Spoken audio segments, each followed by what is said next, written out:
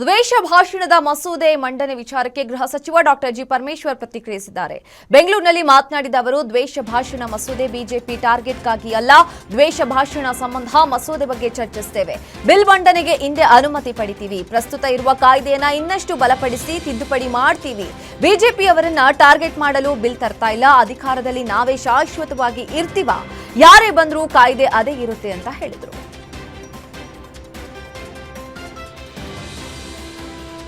CM DCM breakfast ವಿಚಾರಕ್ಕೆ ಸಚಿವೆ ಲಕ್ಷ್ಮೀ ಹೆಬ್ಬಾಳ್ಕರ್ ಪ್ರತಿಕ್ರಿಯಿಸಿದ್ದಾರೆ. ಬೆಂಗಳೂರಿನಲ್ಲಿ ಮಾತನಾಡಿದ ಅವರು, ಕಾಂಗ್ರೆಸ್ನಲ್ಲಿ ಗೊಂದಲಗಳಿಲ್ಲ, ಯಾವುದೇ ಬಣಗಳಿಲ್ಲ. ಸಿಎಂ ಡಿಸಿಎಂ ಬ್ರೇಕ್ಫಾಸ್ಟ್ಗೆ ಸೇರೋದು ಒಳ್ಳೆ ಬೆಳವಣಿಗೆ ಅಂತ ಹೇಳಿದ್ರು. ಸಿಎಂ ಕುರ್ಚಿ ವಿಚಾರ ಹೈಕಮಾಂಡ್ ನೋಡಿಕೊಳ್ಳುತ್ತೆ. ನಾನು ಮೊದಲಿನಿಂದಲೂ ಕಾಂಗ್ರೆಸ್ ಪಕ್ಷದ ಸಿಪಾಯಿ. ಪಕ್ಷ ನನಗೆ ಏನ್ ಮಾಡು ಅಂತ ಹೇಳುತ್ತೋ ಅದನ್ನೇ ಮಾಡ್ತೀನಿ ಅಂತ ಹೇಳಿದ್ದಾರೆ. ಸೊ ಎಲ್ಲ ಕಡೆ ಗೊಂದಲಗಳೇ ಇಲ್ಲ. ಏನು ಸಣ್ಣ ಪುಟ್ಟ ಇದ್ರೂ ಕೂಡ ಮಾತುಕತೆಯಿಂದ ಬಗೆಹರಿಸ್ಕೊಳ್ತಾರೆ. ಹೈಕಮಾಂಡ್ ಇದೆ, ನಮ್ಮಲ್ಲಿ ಒಂದು ಸಿಸ್ಟಮ್ ಇದೆ. ಆ ಸಿಸ್ಟಮ್ ಪ್ರಕಾರ ಏನೇ ಮಾತುಕತೆ ಆಗಲಿ ಏನೇ ಆಗಲಿ ಕೂಡ ಸಿಸ್ಟಮ್ ಪ್ರಕಾರ ಚಾಲನೆಯಲ್ಲಿ ಇರುತ್ತೆ. ಈಗ ಅವ್ರ ಮನೆಗೆ ಬ್ರೇಕ್ಫಾಸ್ಟ್ ಹೋಗೋದು, ಇವ್ರ ಮನೆಗೆ ಬ್ರೇಕ್ಫಾಸ್ಟ್ ಹೋಗೋದು, ಇದೊಂದು ಒಳ್ಳೆ ಬೆಳವಣಿಗೆ ಅಂತ ನಾನು ಹೇಳಲಿಕ್ಕೆ ಬಯಸ್ತೇನೆ. ನಾವು ಎಲ್ಲರೂ ಸೇರಿರ್ತೀವಿ, ಊಟಕ್ಕೆ ಕರೆದಿರ್ತಾರೆ, ಸಿ ಎಮ್ ಅವ್ರು ಕರೆದಿರ್ತಾರೆ, ಡಿ ಸಿ ಎಮ್ ಅವ್ರು ಕರೆದಿರ್ತಾರೆ. ಸೊ ಎಲ್ಲ ಕಡೆ ಈ ರೀತಿ ನಡೆಯುತ್ತೆ. ಬಟ್ ಇದು ಪದೇ ಪದೇ ಆಗಲಿ ಅನ್ನೋದು ನನ್ನ ಬಯಕೆ. ಗೊಂದಲಗಳೇ ಇಲ್ಲ. ಏನು ಸಣ್ಣ ಪುಟ್ಟ ಇದ್ರೂ ಕೂಡ ಮಾತುಕತೆಯಿಂದ ಬಗೆಹರಿಸ್ಕೊಳ್ತಾರೆ. ಹೈಕಮಾಂಡ್ ಇದೆ, ನಮ್ಮಲ್ಲಿ ಒಂದು ಸಿಸ್ಟಮ್ ಇದೆ. ಆ ಸಿಸ್ಟಮ್ ಪ್ರಕಾರ ಏನೇ ಮಾತುಕತೆ ಆಗಲಿ ಏನೇ ಆಗಲಿ ಕೂಡ ಸಿಸ್ಟಮ್ ಪ್ರಕಾರ ಚಾಲನೆಯಲ್ಲಿ ಇರುತ್ತೆ. ಈಗ ಅವ್ರ ಮನೆಗೆ ಬ್ರೇಕ್ಫಾಸ್ಟ್ ಹೋಗೋದು, ಇವ್ರ ಮನೆಗೆ ಧರ್ಮಸ್ಥಳ ಬುರುಡೆ ಪ್ರಕರಣದ ಮಾಸ್ಕ್ ಮ್ಯಾನ್ ಚಿನ್ನಯ್ಯನಿಗೆ ಜಾಮೀನು ಮಂಜೂರಾದರೂ ಇನ್ನೂ ಬಿಡುಗಡೆ ಭಾಗ್ಯ ಸಿಕ್ಕಿಲ್ಲ. ಮಂಗಳೂರಿನಲ್ಲಿರೋ ಜಿಲ್ಲಾ ನ್ಯಾಯಾಲಯ ಜಾಮೀನು ನೀಡಿ 9 ದಿನ ಕಳೆದರೂ ಶೂರಿಟಿ ನೀಡಲು ಯಾರೂ ಮುಂದೆ ಬಾರದ ಕಾರಣ ಶಿವಮೊಗ್ಗ ಜಿಲ್ಲಾ ಕಾರಾಗೃಹದಲ್ಲೇ ಚಿನ್ನಯ್ಯ ದಿನ ಕಳೀತಾ ಇದ್ದಾರೆ. 1 ಲಕ್ಷ ರೂಪಾಯಿ ಬಾಂಡ್, ಇಬ್ಬರ ಶೂರಿಟಿಯೊಂದಿಗೆ 12 ಷರತ್ತು ವಿಧಿಸಿ ಕೋರ್ಟ್ ಜಾಮೀನು ಮಂಜೂರು ಮಾಡಿತ್ತು. ಜಾಮೀನು ಸಿಕ್ಕಿದ್ರೂ ಚಿನ್ನಯ್ಯನಿಗೆ ಶೂರಿಟಿ ನೀಡಲು ಯಾರೂ ಮುಂದೆ ಬರ್ತಾ ಇಲ್ಲ. ಇದರಿಂದಾಗಿ ಇನ್ನು ಶಿವಮೊಗ್ಗದ ಜೈಲಿನಲ್ಲಿಯೇ ಚಿನ್ನಯ್ಯ ಇರುವಂತಾಗಿದೆ.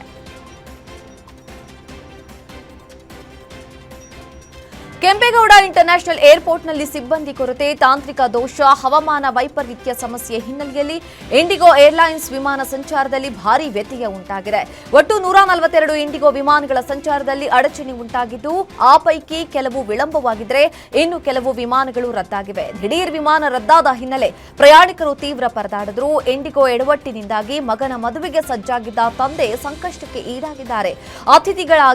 ಅತಿಥಿಗಳಿಗಾಗಿ ಒಂದು ಟಿಕೆಟ್ಗೆ 7,000ದಂತೆ 7,70,000 ಕಟ್ಟಿ 110 ಟಿಕೆಟ್ ಬುಕ್ ಮಾಡಲಾಗಿತ್ತು. ಆದರೆ ಇಂಡಿಗೋ ಸಂಸ್ಥೆಯ ಅವಾಂತರದಿಂದ ಮಗನ ವಿವಾಹಕ್ಕೆ ಸಂಬಂಧಿಕರನ್ನ ಕರೆದುಕೊಂಡು ಹೋಗಲು ವರನ ತಂದೆ ಪರದಾಡ್ತಾ ಇದ್ದಾರೆ.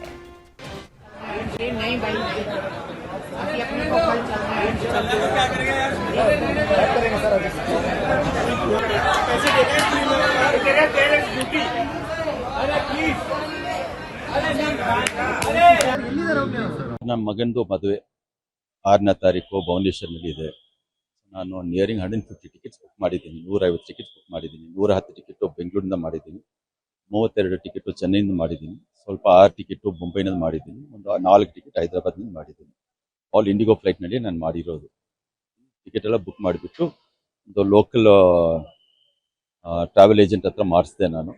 ಚೆನ್ನೈದು, ಹೈದರಾಬಾದ್ದು, ಮುಂಬೈದು ಫ್ಲೈಟ್ ಕ್ಯಾನ್ಸಲ್ ಆಗಿ ಮಾಹಿತಿ ಬಂತು, ನನಗೆ ಬೆಳಗ್ಗೆ ಬಂತು. ಆ ಮಾಹಿತಿ ನೋಡಿಬಿಟ್ಟು ಇಮಿಡಿಯೇಟ್ಲಿ ನಾನು ಬೆಂಗಳೂರು ಏರ್ಪೋರ್ಟ್ ಬಂದೆ. 10:30 ಗಂಟೆಗೆ ಬಂದೆ. ನಾನು ಬಂದುಬಿಟ್ಟು ಇಲ್ಲಿ ಏರ್ಲೈನ್ಸ್ ಅವ್ರ ಹತ್ರ ಮಾತಾಡಿದ್ರೆ, ಈ ನಮ್ಮ ಫ್ಲೈಟ್ ಬಗ್ಗೆ ನಾಳೆ ಬೆಳಗ್ಗೆ ನಂದು ಫ್ಲೈಟ್ ಇರೋದು 7:40 ನಂದು ಫ್ಲೈಟು, 7:40 ಫ್ಲೈಟ್ದು ಬಗ್ಗೆ ಯಾವುದು ಸರಿಗೆ ಮಾಹಿತಿ ಕೊಡ್ತಾ ಇಲ್ಲ ಅವರು. ಅವರೇ ಒಂದೇ ಮಾತು ಹೇಳ್ತಾರೆ, ಇವತ್ತು ಯಾವ್ದು ಕ್ಯಾನ್ಸಲ್ ಆಗಿರೋದು ಅದಕ್ಕೆ ಮಾತ್ರ ಮಾಹಿತಿ ಕೊಡ್ಬೋದು, ನಾಳೆ ಬೆಳಗ್ಗೆ ನಾನು ಏನು ಹೇಳಕ್ಕಿಲ್ಲ. ನಾನು ಹೇಳಿದ್ರೆ 110 ಜನಕ್ಕೆ ನಾನು ಕರ್ಕೊಂಡು ಇಲ್ಲಿ ಬಂದುಬಿಟ್ಟು ನೀವು ಆ ಟೈಮ್ಲಿ ನನಗೆ ಕ್ಯಾನ್ಸಲ್ ಆಯ್ತು ಅಂದರೆ ನನಗೂ ಮಾನ ಮರ್ಯಾದೆ ಏನಾಗುತ್ತೆ. ನಮ್ಮ ಸ್ನೇಹಿತರು ಕರ್ಕೊಂಡು ರಾಮನಗರದಲ್ಲಿ ವಿವಿಧ ಬೇಡಿಕೆಗಳ ಈಡೇರಿಕೆಗೆ ಆಗ್ರಹಿಸಿ ಮಾಗಡಿ ಕುಣಿಗಲ್ ಮುಖ್ಯ ರಸ್ತೆ ತಡೆದು ರೈತರು ಆಕ್ರೋಶವನ್ನು ವ್ಯಕ್ತಪಡಿಸಿದರು. ತಾಲೂಕು ಅಧಿಕಾರಿಗಳು ರೈತರ ಕೆಲಸ ಮಾಡಿಕೊಡಲು ವಿಳಂಬ ಮಾಡ್ತಾ ಇದ್ದಾರೆ. ಕೂಡಲೇ ತಹಶೀಲ್ದಾರ್ ಸ್ಥಳಕ್ಕೆ ಬರಬೇಕು ಅಂತ ಮಾಗಡಿ ಪಟ್ಟಣದ ಕಾಲ್ಯ ಗೇಟ್ ಬಳಿ ಪ್ರತಿಭಟನೆ ನಡೆಸಿದರು. ಹೀಗಾಗಿ ರಸ್ತೆ ತಡೆದ ಪ್ರತಿಭಟನಾ ನಿರತ ರೈತರನ್ನ ಪೊಲೀಸರು ವಶಕ್ಕೆ ಪಡೆದರು.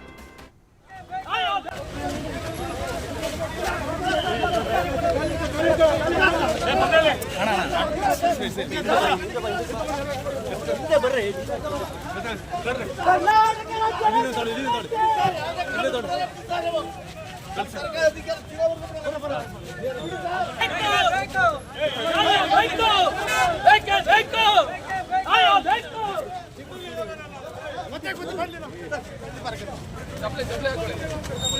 ಪವನ್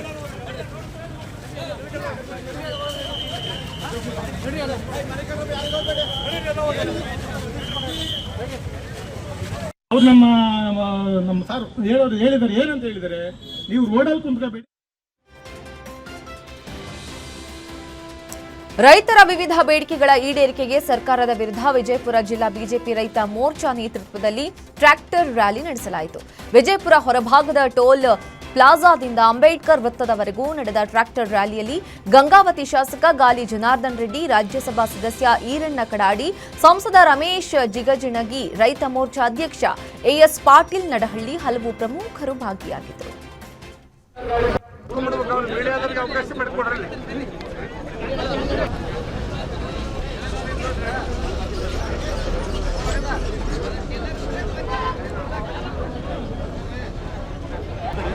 ಬಿಟ್ಟು ನಮ್ಮ ಮತ್ತೆ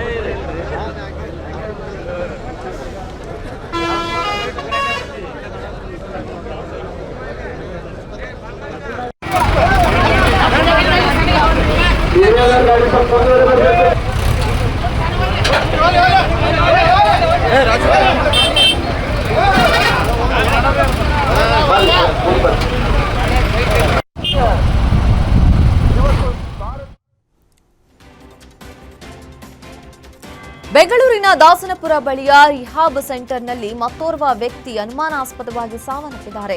ಕೇರಳ ಮೂಲದ 42 ವರ್ಷದ ಮನೀಶ್ ಸಾವನ್ನಪ್ಪಿದ್ದು, ರಿಹಾಬ್ ಸೆಂಟರ್ನಲ್ಲಿ ಹಿಂಸೆ ನೀಡಿ ಕೊಲೆಗೈದಿರುವ ಆರೋಪ ಕೇಳಿಬಂದಿದೆ.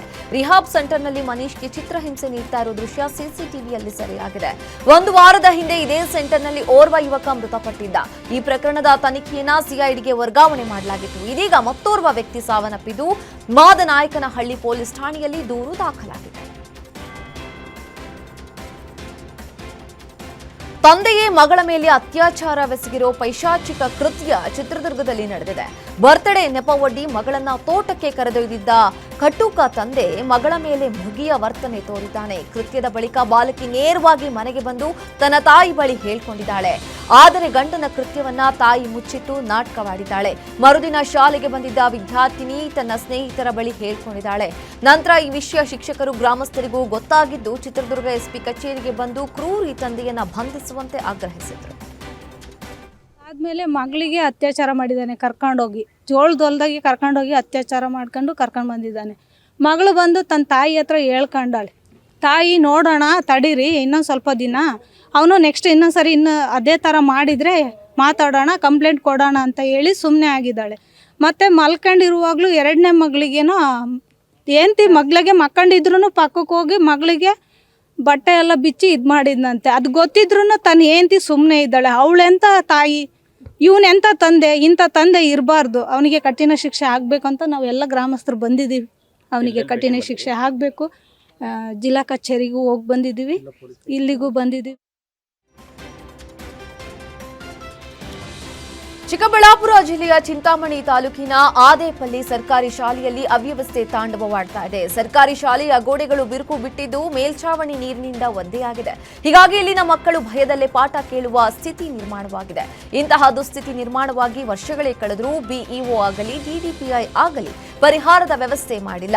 ಮೇಲಧಿಕಾರಿಗಳ ಗಮನಕ್ಕೆ ತಂದರೂ ಪ್ರಯೋಜನವಾಗಿಲ್ಲ.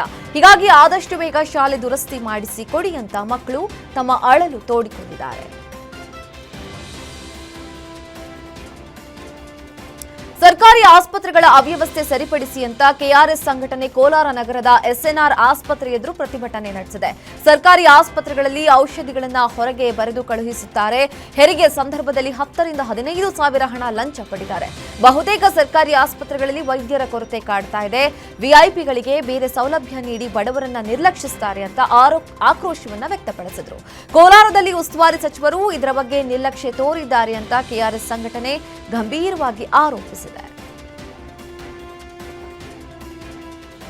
ಬಜರಂಗದಳ ನೇತೃತ್ವದಲ್ಲಿ 17ನೇ ಹನುಮ ಜಯಂತಿಯನ್ನ ತುಮಕೂರು ಜಿಲ್ಲೆ ಚಿಕ್ಕನಾಯಕನಹಳ್ಳಿ ತಾಲೂಕಿನ ಹುಳಿಯಾರಿನಲ್ಲಿ ಭರ್ಜರಿಯಾಗಿ ಆಚರಿಸಲಾಯಿತು. ವಿವಿಧ ಕಲಾ ತಂಡದೊಂದಿಗೆ ಹನುಮ ಜಯಂತಿ ಜರುಗಿತು. ಹಾಗೆ ಡಿಜೆ ಹಾಡಿಗೆ ಹನುಮನ ಭಕ್ತರು ಕುಣಿದು ಕುಪ್ಪಳಿಸಿದ್ರು. ಅದ್ಧೂರಿ ಹನುಮ ಜಯಂತಿಗೆ ದೇವಸ್ಥಾನದ ಆಡಳಿತ ಮಂಡಳಿ ಸಾಥ್ ಕೊಟ್ಟು ಹನುಮ ಜಯಂತಿ ಮೆರವಣಿಗೆಯಲ್ಲಿ ಸಾವಿರಾರು ಭಕ್ತರು ಭಾಗಿಯಾಗಿದ್ದರು.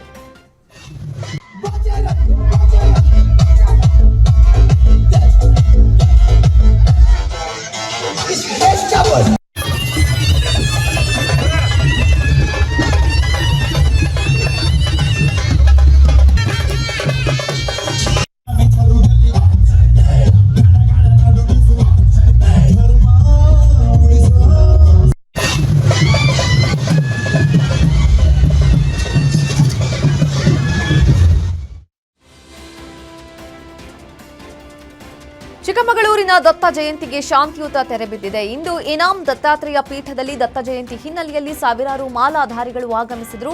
ಭಾರೀ ಚಳಿ ಮಂಜು ಇದ್ರು. ನಿರೀಕ್ಷೆಗೂ ಮೀರಿಯೇ ಮಾಲಾಧಾರಿಗಳು ದತ್ತ ಪಾದುಕೆ ದರ್ಶನ ಪಡೆದ್ರು. ಆದರೆ ಬಂದಂತಹ ಸಾವಿರಾರು ದತ್ತ ಭಕ್ತರ ಒಕ್ಕೋರಲ ಕೂಗು ಒಂದೇ ಆಗಿತ್ತು. ದತ್ತಪೀಠ ಸಂಪೂರ್ಣ ಹಿಂದೂಗಳ ಪೀಠ. ದತ್ತಪೀಠ ಹಿಂದೂಗಳಿಗೆ ಸೇರಬೇಕು. ನಾವು ದತ್ತಪೀಠವನ್ನ ಪಡೆದೇ ತೀರ್ತೀವಿ ಅಂತ ಘೋಷಣೆ ಕೂಗಿದ್ರು. ಕಾಂಗ್ರೆಸ್ ವಿರುದ್ಧ ಚಿಕ್ಕಬಳ್ಳಾಪುರದಲ್ಲಿ ಎತ್ತಿನ ಗಾಡಿಗಳ ಮೂಲಕ ಬಿಜೆಪಿ ಕಾರ್ಯಕರ್ತರು ಪ್ರತಿಭಟನೆ ಮಾಡಿದ್ದಾರೆ. ಕಾಂಗ್ರೆಸ್ ರೈತ ವಿರೋಧಿ ಧೋರಣೆ ಖಂಡಿಸಿ ಬಿಜೆಪಿ ಕಾರ್ಯಕರ್ತರು ಚಳವಳಿ ಹಮ್ಮಿಕೊಂಡಿದ್ರು. ಬಿಜೆಪಿ ಜಿಲ್ಲಾಧ್ಯಕ್ಷ ಸೀಕಲ್ ರಾಮಚಂದ್ರ ಗೌಡ ನೇತೃತ್ವದಲ್ಲಿ ಶಿಡ್ಲಘಟ್ಟ ನಗರದ ಪ್ರಮುಖ ರಸ್ತೆಗಳಲ್ಲಿ ಎತ್ತಿನ ಬಂಡಿ ಮೂಲಕ ವಿನೂತನ ಪ್ರತಿಭಟನೆ ನಡೆಸಲಾಯಿತು. ಸರ್ಕಾರದಿಂದ ಯಾವುದೇ ಸೌಲಭ್ಯಗಳು ಸಿಗ್ತಾ ಇಲ್ಲ. ಕೆಐಡಿಬಿ ವಿಚಾರದಲ್ಲಿ ರೈತರಿಗೆ ಕಾಂಗ್ರೆಸ್ ಮೋಸ ಮಾಡ್ತಾ ಇದೆ ಅಂತ ಕಿಡಿಕಾರಿದರು.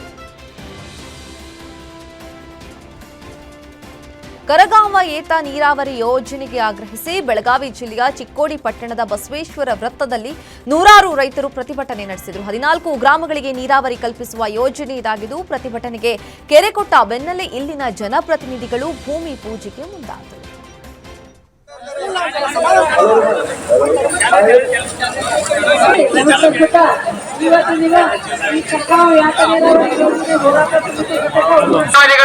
ಸಂಘದ ಕಾರ್ಯದರ್ಶಿಗಳಾಗಿರುವಂತಹ ರಮೇಶನ ಹಿತ್ತಲ್ಮಣಿ ಇವರನ್ನು ಕೂಡ ಈ ವೇದಿಕೆಗೆ ಸ್ವಾಗತಿಸುತ್ತೇನೆ.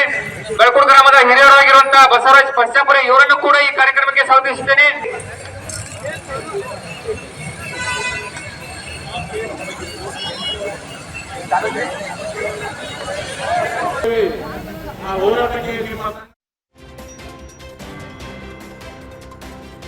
ಕಳಪೆ ಕಾಮಗಾರಿ ವಿರುದ್ಧ ಕಲಬುರಗಿಯಲ್ಲಿ ಬಿಜೆಪಿ ಬೃಹತ್ ಪ್ರತಿಭಟನೆ ನಡೆಸಿದ್ದಾರೆ. ಆಳಂದ ಮಾಜಿ ಶಾಸಕ ಸುಭಾಷ್ ಗುತ್ತೇದಾರ್ ನೇತೃತ್ವದಲ್ಲಿ ಕಲಬುರಗಿಯ ಕೆಕೆಆರ್ಡಿಬಿ ಕಚೇರಿ ಮುಂಭಾಗ ಹೋರಾಟ ನಡೆಸಲಾಯಿತು. ಆಳಂದ ತಾಲೂಕಿನ ಹಲವು ಗ್ರಾಮಗಳಲ್ಲಿ ಕೆಕೆಆರ್ಡಿಬಿಯಿಂದ ಕಾಮಗಾರಿಗಳು ಕೈಗೊಂಡಿದ್ರು. ಕಳಪೆ ಕಾಮಗಾರಿ ಮಾಡಿ ಗುತ್ತಿಗೆದಾರರು ಮತ್ತು ಅಧಿಕಾರಿಗಳು ಬಿಲ್ ಪಡೆದಿದ್ದಾರೆ. ಇದರಿಂದಾಗಿ ಕಳಪೆ ಕಾಮಗಾರಿ ಮಾಡಿದ ಗುತ್ತಿಗೆದಾರರ ಕಪ್ಪು ಪಟ್ಟಿಗೆ ಸೇರಿಸಲು ಆಗ್ರಹಿಸಿದ್ದು ಅಧಿಕಾರಿಗಳ ವಿರುದ್ಧ ಕ್ರಮಕ್ಕೆ ಒತ್ತಾಯಿಸಿದ್ದಾರೆ.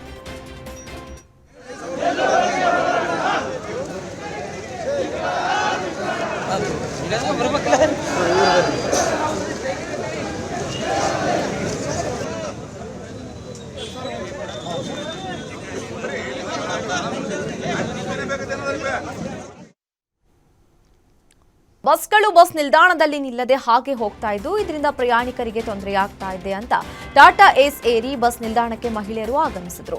ಧಾರವಾಡದ ಗಣೇಶ್ ನಗರ, ಹೊಯ್ಸಳ ನಗರ, ರವೀಂದ್ರ ನಗರ, ಬೇಂದ್ರೆ ನಗರದ ಹೆಣ್ಣು ಮಕ್ಕಳು ಟಾಟಾ ಏಸ್ ವಾಹನದ ಮೂಲಕ ಧಾರವಾಡದ ಬಸ್ ನಿಲ್ದಾಣಕ್ಕೆ ಬಂದು ಸಾರಿಗೆ ಸಂಸ್ಥೆ ಸಿಬ್ಬಂದಿಗೆ ಮನವಿ ಸಲ್ಲಿಸಿದರು. ಗಣೇಶ್ ನಗರದ ಬಳಿ ರೈಲ್ವೆ ಬ್ರಿಡ್ಜ್ ನಿರ್ಮಾಣವಾದಾಗಿನಿಂದ ಮನಸೂರು, ಸಲಕ್ಕಿನಕೊಪ್ಪ, ಬಾಡ ಸೇರಿದಂತೆ ಇತ್ಯಾದಿ ಗ್ರಾಮಗಳಿಗೆ ಹೋಗುವ ಬಸ್ಗಳು ರೈಲ್ವೆ ಬ್ರಿಡ್ಜ್ನ ಅಂಡರ್ ಪಾಸ್ ಮೂಲಕ ಹಾದು ಹೋಗ್ತಾ ಇದೆ. ಆ ಬ್ರಿಡ್ಜ್ ದಾಟಿ ಮುಂದೆ ಬಸ್ ನಿಲ್ಲಿಸಬೇಕು. ಆದರೆ ಚಾಲಕರು ತಮ್ಮ ಬಸ್ ನಿಲ್ಲಿಸದೆ ಮುಂದೆ ಸಾಗ್ತಾ ಇದ್ದಾರೆ. ಇದರಿಂದ ಪ್ರಯಾಣಿಕರಿಗೆ ತೊಂದರೆ ಆಗ್ತಾ ಇದೆ ಅಂತ ಆಕ್ರೋಶ ವ್ಯಕ್ತಪಡಿಸಿದರು.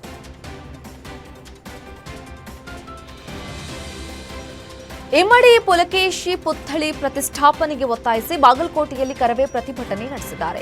ಶಿವರಾಮೇಗೌಡರ ಕರ್ನಾಟಕ ರಕ್ಷಣಾ ವೇದಿಕೆಯಿಂದ ಪ್ರೊಟೆಸ್ಟ್ ನಡೆಸಿ ಆಕ್ರೋಶ ವ್ಯಕ್ತಪಡಿಸಿದ್ದಾರೆ. ಬಾಗಲಕೋಟೆ ಜಿಲ್ಲೆಯ ಎಲ್ಲಾ ನಗರಗಳಲ್ಲಿ ಪುಲಕೇಶಿ ಪುತ್ಥಳಿ ಸ್ಥಾಪನೆಗೆ ಒತ್ತಾಯಿಸಿದ್ದು ಇಮ್ಮಡಿ ಪುಲಕೇಶಿ ಹೆಸರಿಡುವಂತೆ ಆಗ್ರಹಿಸಿದ್ದಾರೆ. ಬಳಿಕ ಡಿಸಿ ಕಚೇರಿ ಮುಂದೆ ಹೋರಾಟ ನಡೆಸಿ ಸರ್ಕಾರಕ್ಕೆ ಮನವಿ ಮಾಡಿದರು.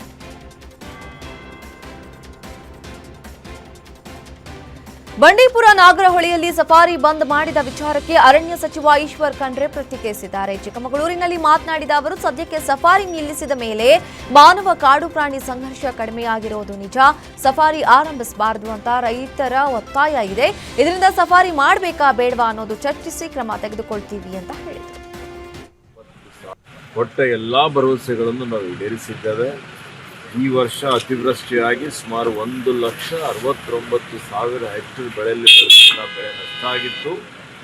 ಅದಕ್ಕೆ SDRF NDRF ನಿಯಮಾನುಸಾರ ಸುಮಾರು 140 ಕೋಟಿ ರೂಪಾಯಿ ಈಗಾಗಲೇ ರೈತರ ಖಾತೆಯಲ್ಲಿ ಆ ಹಣ ಜಮಾ ಆಗಿದೆ. ಸುಮಾರು 1,80,000 ರೈತರು.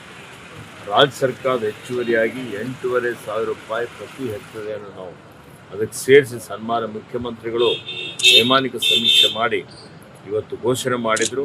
ಆ ಹಣನು ಮೊನ್ನಿನ ದಿವಸ 130 ಕೋಟಿ ರೂಪಾಯಿ ಆ ಅನುದಾನ ಬಿಡುಗಡೆ ಆಗಿದೆ.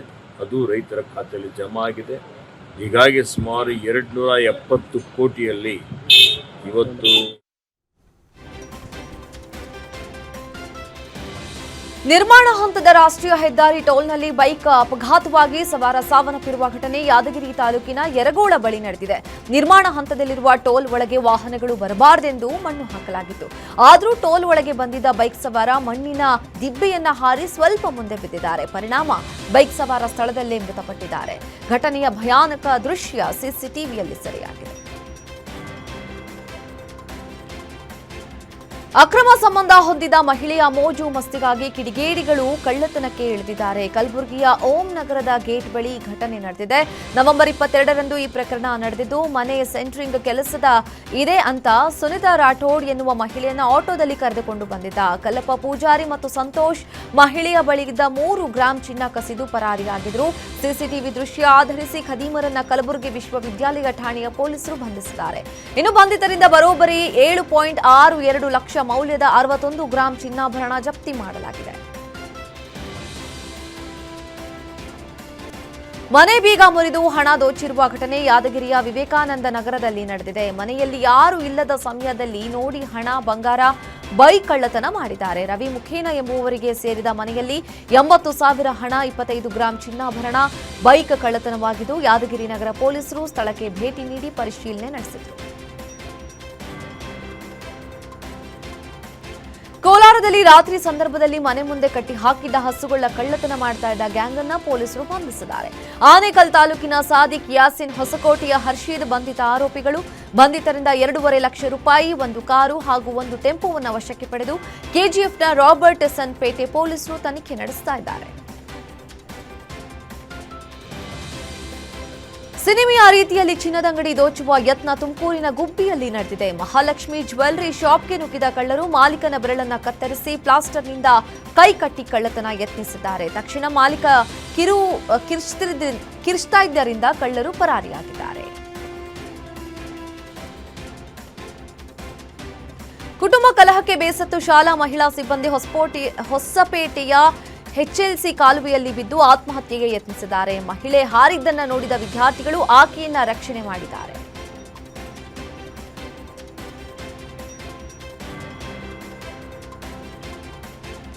ಮೂವತ್ತೊಂದು ವಾರಗಳ ಕಾಲ ಕಠಿಣ ತರಬೇತಿ ಪೂರ್ಣಗೊಳಿಸಿದ 6ನೇ ಬ್ಯಾಚ್ನ 484 ಅಗ್ನಿವೀರರು ಇಂದು ಆಕರ್ಷಕ ಪಥಸಂಚಲನ ಮಾಡಿದರು. ಬೆಳಗಾವಿ ನಗರದ ಮರಾಠ ಇನ್ವೆಂಟ್ರಿ ರೆಜಿಮೆಂಟ್ ಸೆಂಟರ್ನಲ್ಲಿ ನಡೆದ ಈ ಕಾರ್ಯಕ್ರಮದಲ್ಲಿ ಉತ್ತಮ ಪ್ರದರ್ಶನ ತೋರಿದ ಯೋಧರಿಗೆ ಪದಕ ಪ್ರದಾನ ಮಾಡಿದ್ರು. ಇದನ್ನು ನೋಡಿದ ಜನ ಫುಲ್ ಫಿದಾ ಆದರು.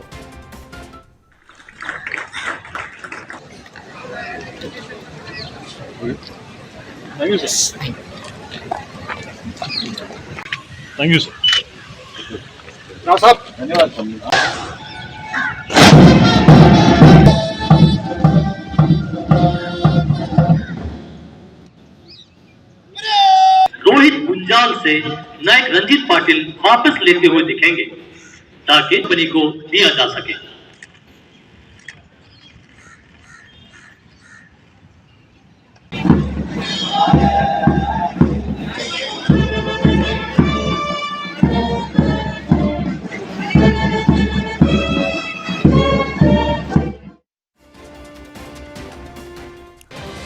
ಚಿಕ್ಕಬಳ್ಳಾಪುರ ಐತಿಹಾಸಿಕ ಇತಿಹಾಸ ಪ್ರಸಿದ್ಧ ರಂಗಸ್ಥಳದ ರಂಗನಾಥ ಸ್ವಾಮಿ ರಥೋತ್ಸವದ ಸಂದರ್ಭದಲ್ಲಿ ಭಾರೀ ಅನಾಹುತವೊಂದು ಸ್ವಲ್ಪದರಲ್ಲೇ ತಪ್ಪಿದೆ.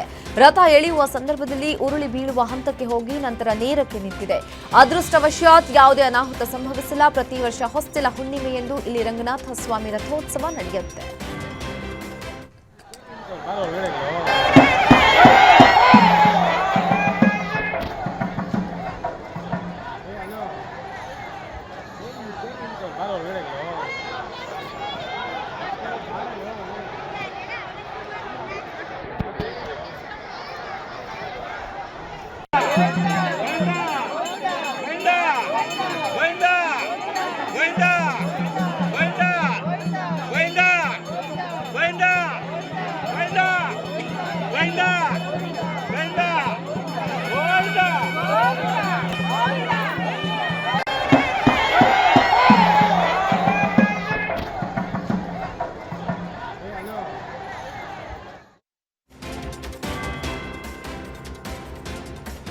ದಕ್ಷಿಣ ಕಾಶಿ ಎಂದೇ ಪ್ರಸಿದ್ಧ ಪಡೆದ ನಂಜನಗೂಡಿನಲ್ಲಿ ಜಾತ್ರೆ ಸಂಭ್ರಮ ಮನೆ ಮಾಡಿದೆ. ಕಪಿಲಾ ನದಿಯಲ್ಲಿ ಮಿಂದೆದ ಭಕ್ತರು ಶುಭಾಧನೂರ್ ಲಗ್ನದಲ್ಲಿ ಪಾರ್ವತಿ ಸಮೇತ ನಂಜುಂಡೇಶ್ವರ ಉತ್ಸವ ಮೂರ್ತಿಯನ್ನ ಹೊತ್ತೊಯ್ದ ಚಿಕ್ಕ ರಥವನ್ನ ದೇವಸ್ಥಾನ ಪ್ರದಕ್ಷಿಣೆ ಹಾಕುವಂತೆ ಎಳೆಯಲಾಯಿತು.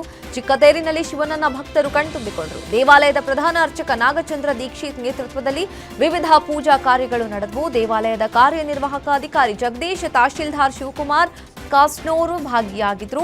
ಡಿವೈಎಸ್ಪಿ ರಘು ನೇತೃತ್ವದಲ್ಲಿ ಬಿಗಿ ಪೊಲೀಸ್ ಬಂದೋಬಸ್ತ್ ಕೈಗೊಳ್ಳಲಾಗಿತ್ತು. ಮೈಸೂರಿನ ಹುಣಸೂರಿನಲ್ಲಿ ನಡೆದ ಹನುಮ ಜಯಂತಿ ಅದ್ದೂರಿಯಾಗಿತ್ತು. ರಂಗನಾಥ ಬಡಾವಣೆಯಲ್ಲಿ ಆಂಜನೇಯ ಸ್ವಾಮಿ, ರಾಮ ಲಕ್ಷ್ಮಣ ಸೀತೆ, ದತ್ತಾತ್ರೇಯ ಮೂರ್ತಿಗಳ ಮೆರವಣಿಗೆ ಮಾಡಲಾಯಿತು. ಸಂಸದ ಯದುವೀರ್, ಮಾಜಿ ಶಾಸಕ ಎಚ್ಪಿ ಮಂಜುನಾಥ್, ಶಾಸಕ ಹರೀಶ್ ಗೌಡ ಸೇರಿದಂತೆ ನೂರಾರು ಭಕ್ತರು ಮೆರವಣಿಗೆಯಲ್ಲಿ ಭಾಗಿಯಾಗಿದ್ದರು.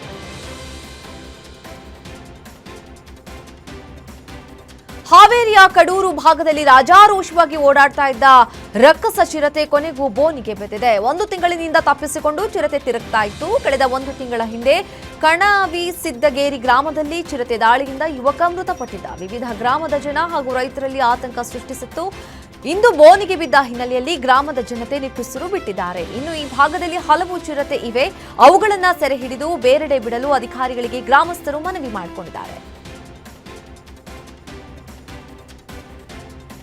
ಧಾರವಾಡದ ಐತಿಹಾಸಿಕ ಅಣ್ಣಿಗೇರಿ ಅಮೃತೇಶ್ವರ ಜಾತ್ರಾ ಮಹೋತ್ಸವ ಅದ್ದೂರಿಯಾಗಿ ನೆರವೇರಿದೆ. ರಥೋತ್ಸವಕ್ಕೆ ಮಾಜಿ ಸಚಿವ ಶಂಕರ್ ಪಾಟೀಲ್ ಮುನೀನಕೊಪ್ಪ ಚಾಲನೆ ನೀಡಿದರು. ಬೆಳಗ್ಗೆ ಮತ್ತು ಸಂಜೆ 2 ಬಾರಿ ನಡೆದ ರಥೋತ್ಸವಕ್ಕೆ ಜನಸಾಗರವೇ ಹರಿದು ಬಂದಿತು.